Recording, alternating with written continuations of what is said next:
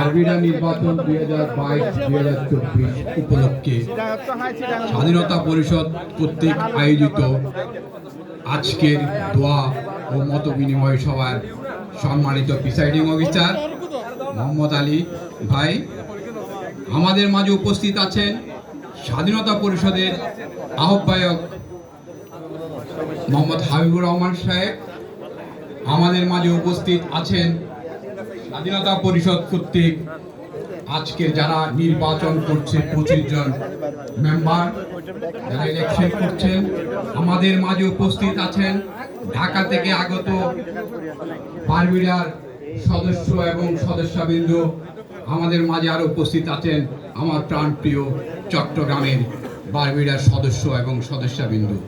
সবাইকে আসসালামু আলাইকুম, সবাইকে আমার অনেক অনেক শুভেচ্ছা এবং ধন্যবাদ।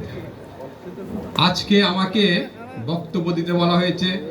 আমি যদিও বারবিডার প্রোগ্রামে তেমন বক্তব্য দিতে অভ্যস্ত না, তারপরেও আমি একটা জিনিস বলতে চাই, আপনারা পরবর্তী নেতা কাকে নির্ধারণ করবেন সেটা আপনারা চিন্তা করবেন। আমি দায়িত্ব নিয়ে বলতে চাই, হাবিব ভাই এমন একজন ব্যক্তি যিনি মনে প্রাণে বারবিডাকে এমনভাবে ভালোবাসেন, যিনি আমার কেন জানি মনে হয় উনি ঘুমের মধ্যে শুধু বারবিডা বলেন। সুতরাং এমনভাবে বারবিডাকে যে ভালোবাসেন, উনাকে যদি আমরা এই বারবিডার দায়িত্ব দিই, আমার মনে হয় আমাদের ভুল হবে না। উনি আগামী 2 বছর যদি উনি দায়িত্ব পায়, আমার মনে হচ্ছে বারবিডাকে অনেক সুন্দর, বিগত যত কমিটি হয়েছে সব কমিটি থেকে উনি সুন্দর চালাতে পারবেন, এটা আমার বিশ্বাস। তো আমি আজকে এই প্রোগ্রামে যারা উপস্থিত হয়ে আজকের এই প্রোগ্রামটা সুন্দর করছেন, সবাইকে আমি ধন্যবাদ জানাই। আমি অবশ্য একটা কথা খুব মনে পড়ছে, কারণ এখানে দেখা যায় ইলেকশন আসলে অনেকে অনেক কিছু কমিটমেন্ট দেয়, ওয়াদা করে, তাই মিথ্যা ওয়াদা দেওয়া উচিত না।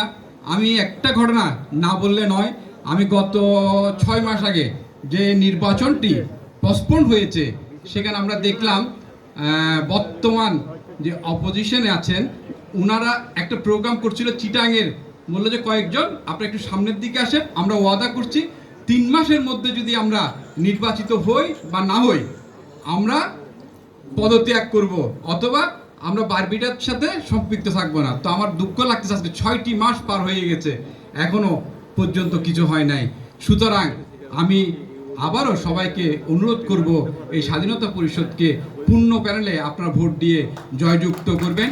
ধন্যবাদ সবাইকে। বারবিডা দীর্ঘজীবী হোক, অমর হোক বাংলাদেশ। ধন্যবাদ সবাইকে।